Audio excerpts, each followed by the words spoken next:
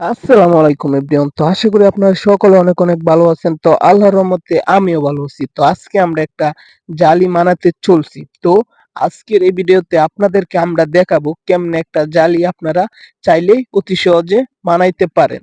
তো তার জন্য আপনাদের কি করতে হবে? অবশ্যই ৩টা বাঁশ লাগবো, একটা মাথাকড়ো আর ২টা মনে করেন বাঁশ হইলে চলবো। মাথাকড়ো অনেকে আছেন মাথাকড়ো কি বুঝেন না। আমি আপনাদেরকে বলে দিতেছি। মাথাকড়ো হইলো যে সুপারি গাছের থাইকা মনে করেন চিকন করে বানাইতে হয়। তো আপনারা কি করবেন, প্রথমেই ৩টা লইবেন, লইয়া কি করবেন, এই মিলে আমি দেখতে পারতেছেন ভিডিওর মাধ্যমে যে মিলে ফালাইছি এই মিলে ফালাইবেন, ফালাইয়া ২ মাথার ২টা বান দিবেন আর মাঝখানেও একটা বান দিবেন। দেওয়ার পর আপনাদের যে জালিটা আছে ওই জালিটা মনে করেন ঠিক বরাবর মাপ দিয়ে নিবেন। মাপ দেওয়ার পর যদি আপনাদের ১৯-২০ হয়, দেখতে পারতেছেন আমরা দেখতেছি ভালো করে ১৯-২০ হইছে কিনা।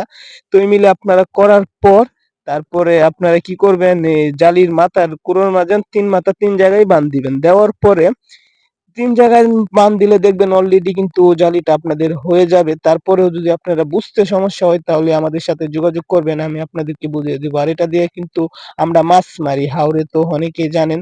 তো আজকের ভিডিওটা এতটুকুই, বেশি বড় করব না।